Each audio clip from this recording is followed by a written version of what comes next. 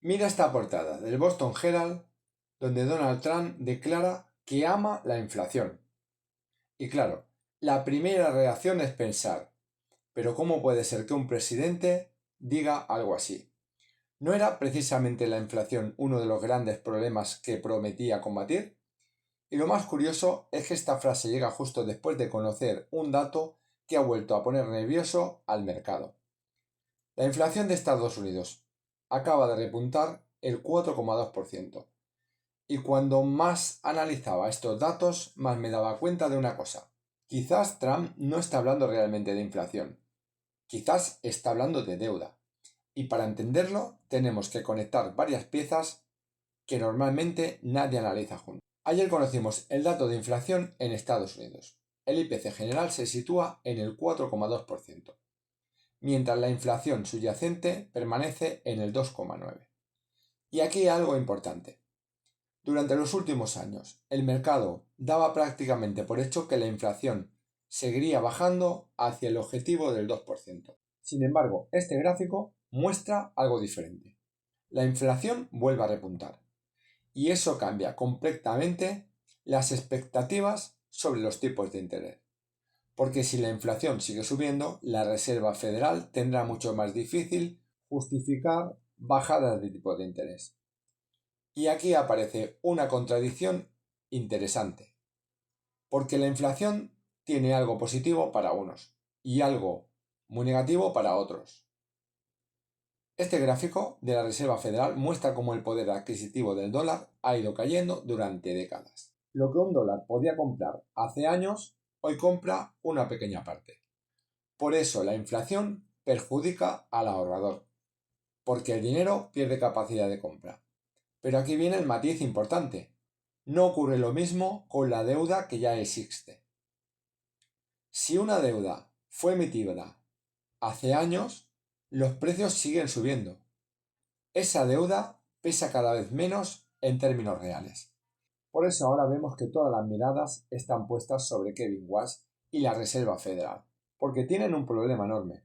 Si mantienen los tipos altos, combaten la inflación, pero encarecen la financiación de la deuda.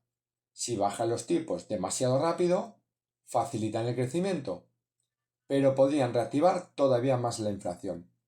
Y ahí es donde aparece el verdadero dilema. Observar este gráfico. Estados Unidos está financiando parte de su deuda a largo plazo por encima del 5%. Y eso es fundamental, porque mucha gente confunde dos conceptos. La inflación puede reducir el peso real de la deuda más antigua, pero la deuda nueva se vuelve más cara. Los inversores exigen más rentabilidad, los bonos pagan más intereses y el tesoro tiene que asumir ese coste. Por eso el problema no es únicamente cuánto debe Estados Unidos. La pregunta es, ¿cuánto le cuesta refinanciar esa deuda? Y mientras tanto ocurre algo. Wall Street continúa cerca de máximos históricos.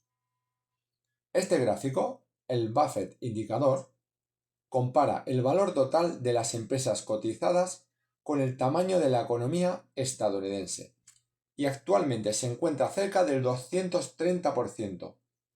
Tenemos inflación repuntando, tipos elevados, coste de la deuda aumentando y aún así la bolsa sigue valorándose en niveles históricamente muy exigentes. Es una combinación que merece la atención. Y ahora llegamos a una de las partes más importantes de este análisis. Durante décadas, gran parte del capital mundial terminaba financiando deuda estadounidense. Pero eso podría estar cambiando. China continúa aumentando reservas de oro. Invierte más en infraestructuras y en recursos estratégicos y reduce progresivamente su dependencia de Wall Street. No significa que Estados Unidos vaya a perder mañana su liderazgo, pero sí que el contexto global ya no es el mismo que hace 20 años. Y eso hace todavía más importante quién comprará toda esa deuda en el futuro. Y ahora volvamos al principio.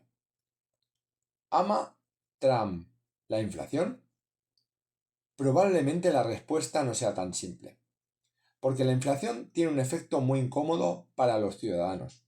Reduce el poder adquisitivo, pero también reduce el peso real de la deuda acumulada. El problema es que los mercados no regalan el dinero, y cuando la inflación sube, exigen intereses más altos para seguir financiando a Estados Unidos.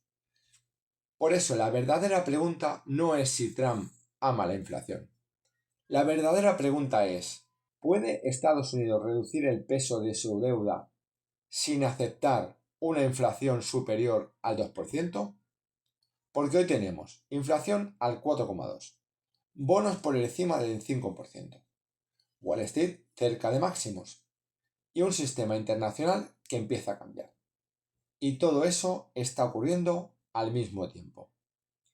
¿Crees que estamos viendo el inicio de un nuevo ciclo inflacionario o simplemente un repunte temporal? Te leo los comentarios.